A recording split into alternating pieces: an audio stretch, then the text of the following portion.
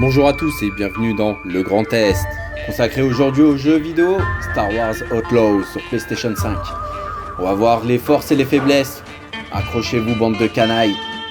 Bienvenue sur la chaîne Eastwood Games.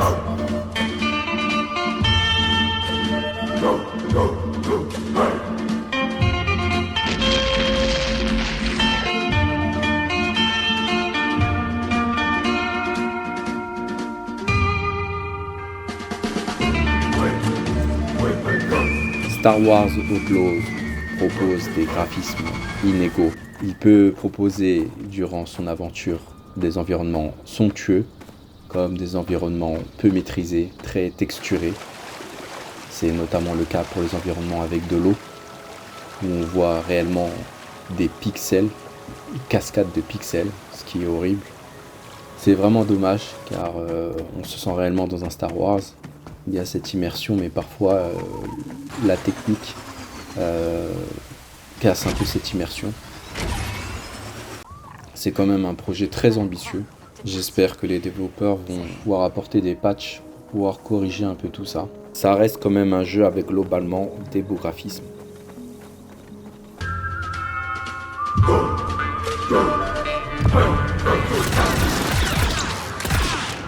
Star Wars propose un gameplay avec des gunfights, des combats de vaisseaux spatiaux,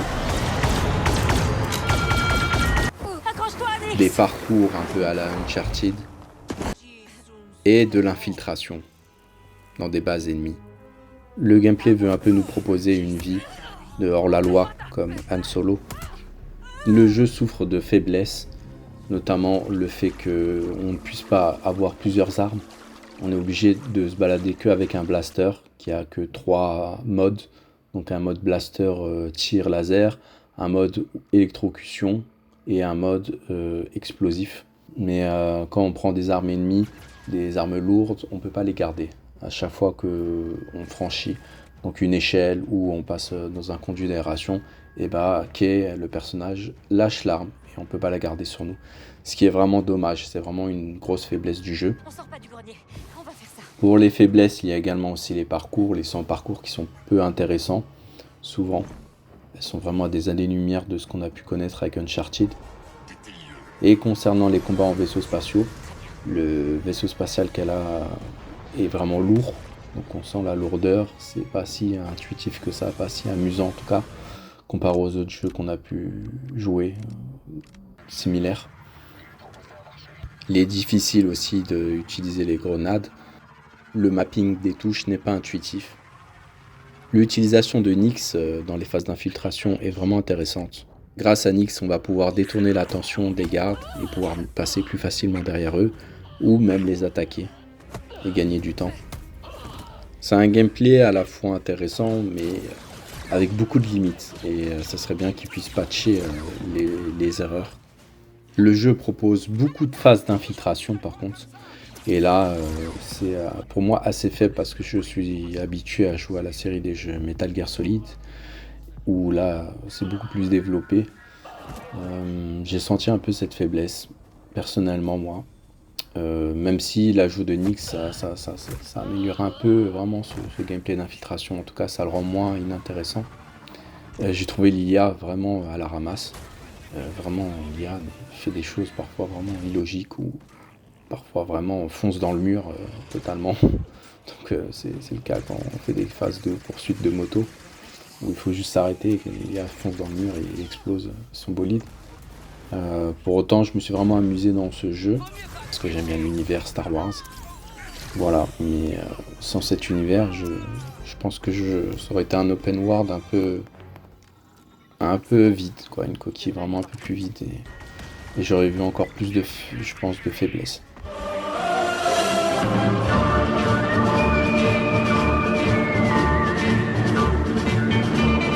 Concernant l'histoire du jeu, elle est un peu simpliste et elle se développe que réellement vers la fin.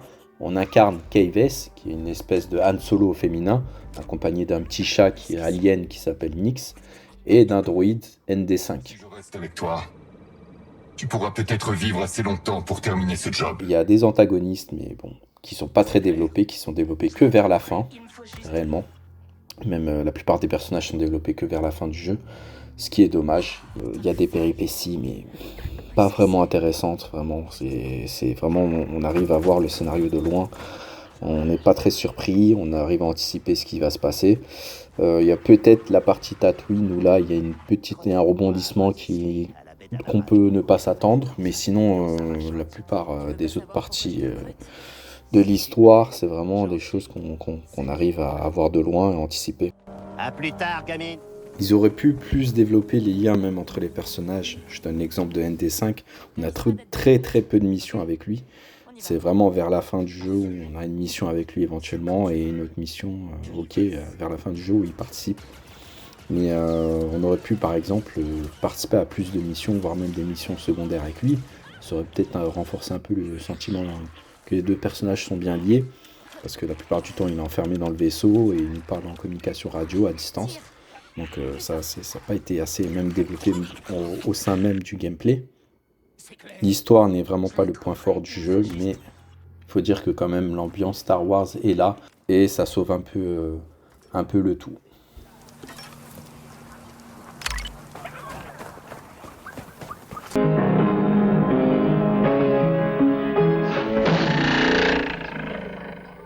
Les musiques sont incroyables. Elles ont été composées principalement par Wilber Roger II, qui a vraiment fait un très beau travail. On dirait réellement des compositions de John Williams, qui a fait les films Star Wars. Là, grâce au travail donc, de Wilber Roger II et des autres co-compositeurs qui ont travaillé avec lui, on a vraiment l'impression d'avoir vraiment un jeu Star Wars. On arrive vraiment à mieux s'immerger dans cet univers.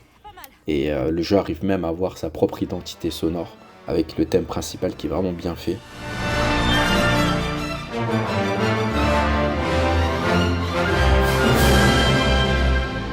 Ça participe vraiment à donner une identité au jeu et vraiment c'est un très gros point fort de ce jeu.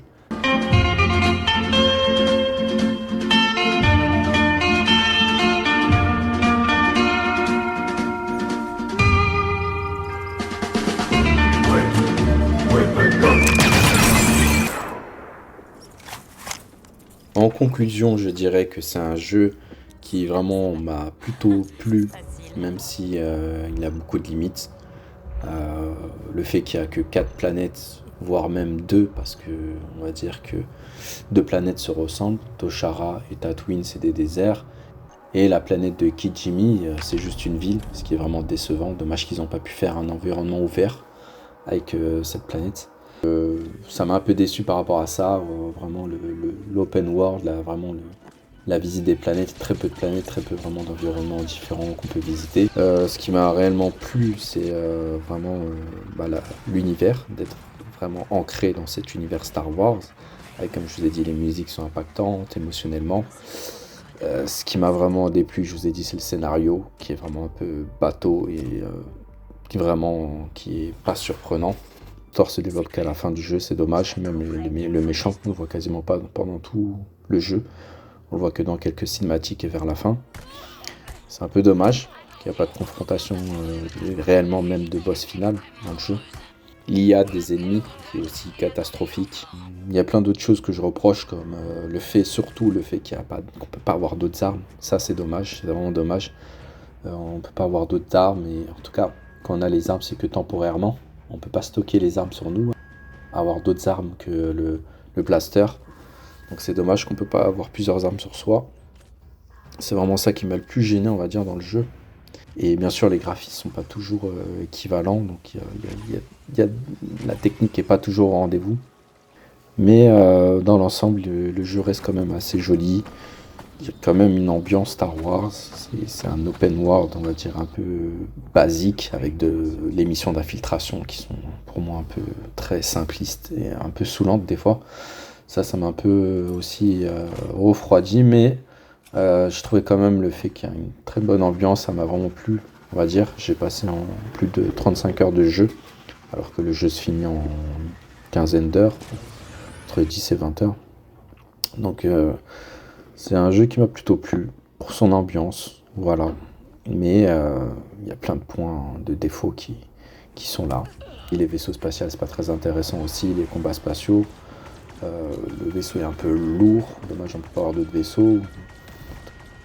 Le jeu a ses défauts, mais ça reste quand même, je pense, le meilleur open world Star Wars à ce jour, en tout cas.